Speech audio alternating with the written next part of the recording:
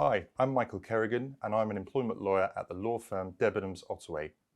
This video is designed to be an overview of women's rights in the workplace who may be experiencing difficulties due to the menopause.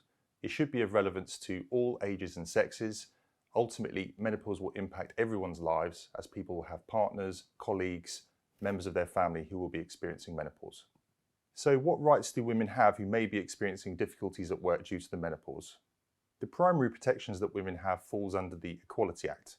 This is a complex piece of legislation which basically makes it unlawful for employers to discriminate against employees on the basis of what are called protected characteristics, such as age, sex, or disability. If a woman was overlooked for promotion in favour of a more junior male colleague on the basis that her employer was concerned she wouldn't be able to do the job as she was approaching an age where she may experience the menopause, then that would be potential age and sex discrimination. The most useful protections that women experiencing menopause symptoms at work are likely to have will fall under the Equality Act and disability discrimination. To be considered as disabled under the Equality Act, a person must demonstrate that they have a physical or mental impairment that has a substantial adverse impact on their ability to carry out normal day-to-day tasks, which is long-term. By substantial, we know that the issues need to be more than minor or trivial, and by long-term, we know that the condition needs to have lasted more than 12 months or is likely to last more than 12 months.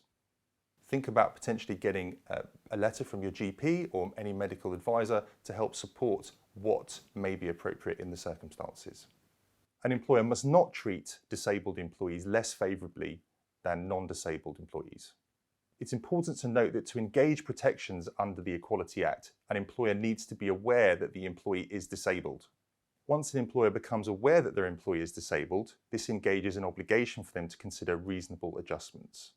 A reasonable adjustment is simply something that will help the employee to overcome the impact of a disability on their ability to do their job.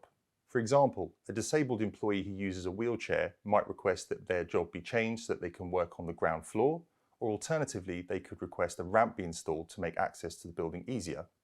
In the context of menopause, an employee who's struggling with hot flushes may request the provision of a fan, or at the more extreme end, an employee who is suffering with insomnia, with night sweats, and who has impacted their sleep may request that their working pattern is changed to allow more flexibility in terms of start times or perhaps even working from home.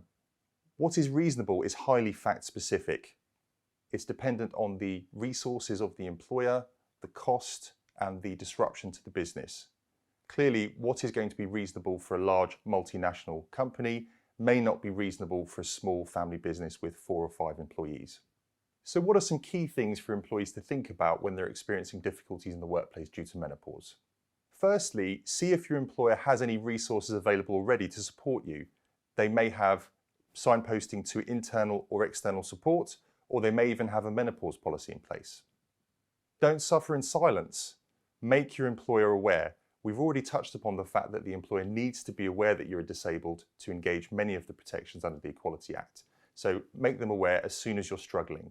You may also want to follow up by sending an email just to make sure that this is in writing and there's no confusion that they have been made aware. Proactively consider what adjustments might be reasonable and sensible in relation to your role. You will know your role better than anyone else, so you'll know what might be possible and might be achievable to help you overcome the impact of the menopause.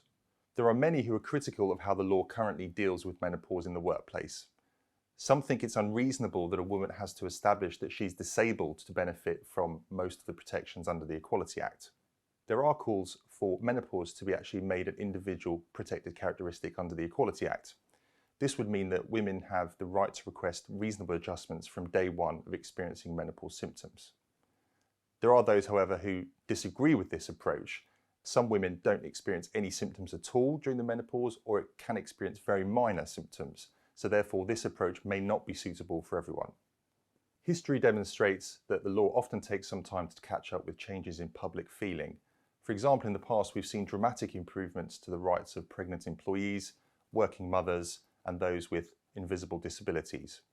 In my experience, the feedback from organisations who have taken proactive steps to introduce measures dealing with menopause in the workplace, such as a menopause policy, menopause champions, etc., has been extremely positive.